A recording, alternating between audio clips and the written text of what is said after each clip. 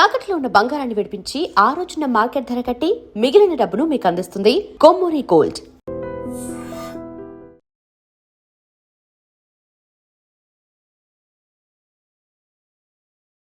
తమిళనాడు ముఖ్యమంత్రి జోసెఫ్ విజయ్ పాలనలో తన మార్కు చూపిస్తున్నాడు.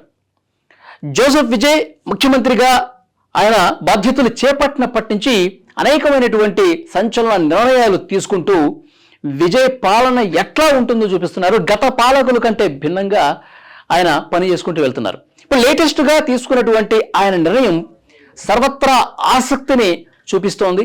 తమిళ ప్రజలందరూ కూడా ఇలాంటి నిర్ణయాలు కదా కావాల్సిందని చెప్పి అంటా ఉన్నారు. ఏంటంటే ఇప్పుడు అవినీతి ఇష్టారీతన జరిగిందండి. గత పాలకులు ఉన్న టైంలో దశాబ్దాల కాలంగా ప్రభుత్వ శాఖల్లో అవినీతి వేళ్ళూనికిపోయింది.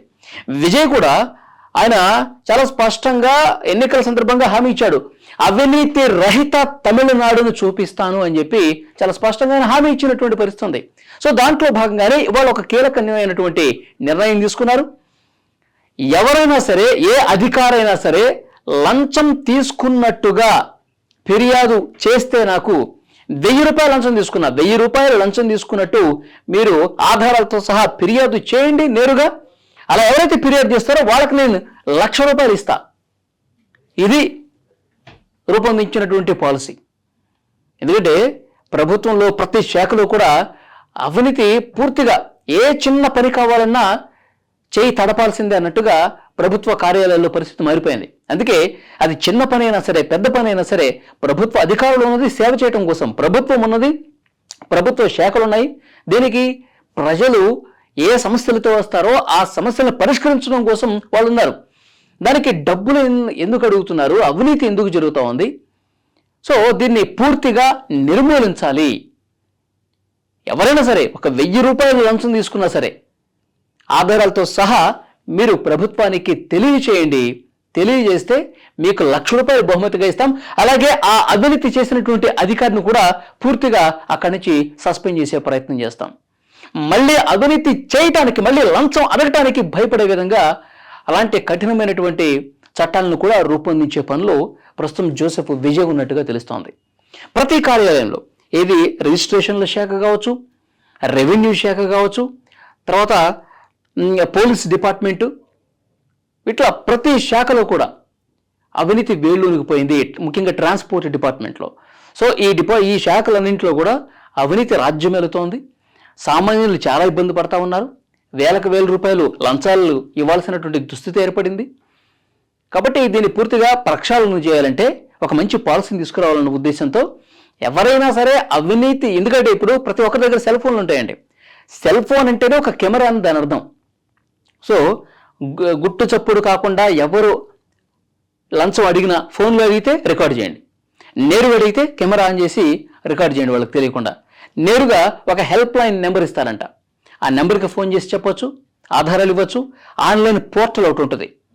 ఏ ఆఫీసరు మీరు ఎక్కడ కలిశారు, ఎంత అడిగాడు, దానికి సంబంధించిన ఆధారాలన్నీ కూడా ఆన్లైన్లో అప్లోడ్ చేసే విధంగా ఒక పోర్టల్ను కూడా తీసుకొస్తా ఉన్నారు. ఫోన్ నెంబర్ పెడతా ఉన్నారు, ఆన్లైన్ పోర్టల్ ఉంటుంది, నేరుగా లెటర్ రాసి పంపించేటువంటి ఫెసిలిటీ కూడా ఉంది. అలా ఎవరైతే ఆధారాలతో సహా పంపిస్తారో వాళ్ళకి 1,00,000 రూపాయలు బహుమతి ఇవ్వటమే కాకుండా అధికారుల మీద చర్యలు తీసుకుంటాం అని చాలా స్పష్టంగా చెప్తున్నారు. ఇంకోటి ఏంటంటే ప్రభుత్వ కాంట్రాక్టులు ఉంటాయి కదా, టెండర్లు కావచ్చు, కాంట్రాక్టర్లు కావచ్చు, ప్రభుత్వ ఉద్యోగుల నియామకం కావచ్చు, ఇలాంటి వాటిల్లోనే ఎక్కువగా అవినీతి జరుగుతూ ఉంటుంది.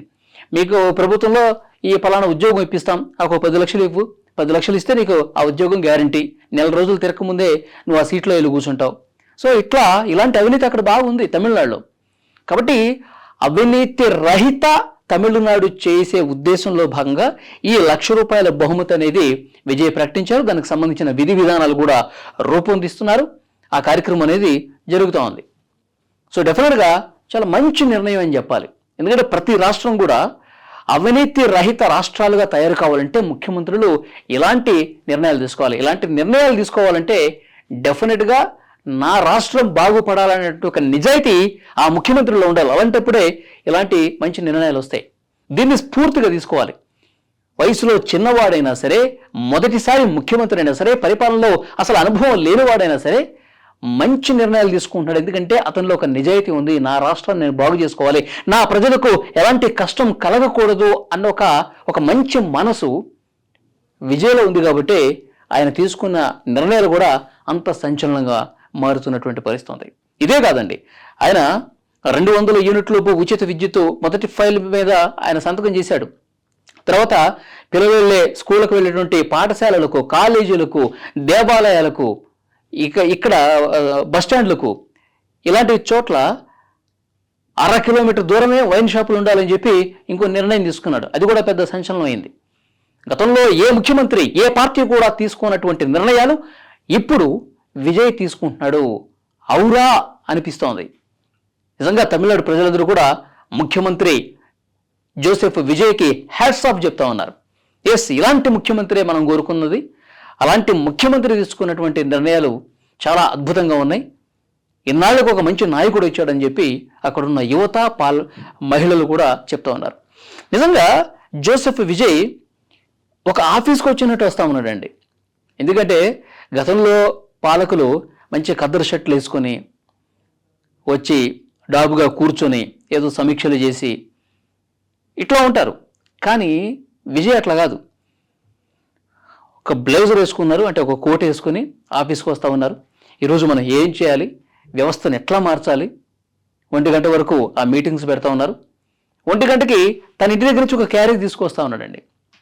రెగ్యులర్గా మనం ఆఫీసులకి వెళ్ళినప్పుడు ఎంప్లాయీస్ అందరూ కూడా ఎలా టైంకి వెళ్ళటం, టైంకి భోజనం చేయటం, మళ్ళీ వర్క్ మీద దృష్టి పెట్టడం ఎట్లా చేస్తారో ఒక ఆఫీసరు, సేమ్ అదే తరహాలో ఒకే ఒక్కడు అర్జున్ గారి సినిమా ఉంది కదా, సేమ్ అలాంటి వన్ డే సీఎం ఉన్నాడు కదా. సో అట్లా ఒక నిబద్ధతగా రాష్ట్రం పట్ల ఒక ప్రేమతో పరిపాలన చేస్తున్నాడు విజయ్. సో నిజంగా ఇంకా అద్భుతమైనటువంటి నిర్ణయాలు తీసుకొని పాలనలో మంచి పట్టు సాధించి తమిళ ప్రజల ఆకాంక్షల మేరకు ఆయన పాలన అందించాలని మనం కోరుకుందాం. తమిళనాడు అభివృద్ధికి శాయశక్తులు, ఎందుకంటే ప్రజలు ఆ మ్యాండేట్ ఇచ్చారు. ఎస్, ఒకసారి విజయ్ని మనం చూద్దాం ఆయన ఎట్లా చేస్తాడని చెప్పి ఆయన మీద ఎంతో నమ్మకం పెట్టుకున్నారు. కాబట్టి ఆ నమ్మకాన్ని నిలబెట్టుకునే విధంగానే ఆయన పరిపాలన సాగుతుంది అనడానికి ఆయన తీసుకున్నటువంటి నిర్ణయాలే నిదర్శనంగా కనిపిస్తూ ఉన్నాయి. ఈ వీడియో మీద తప్పకుండా మీ అభిప్రాయం కామెంట్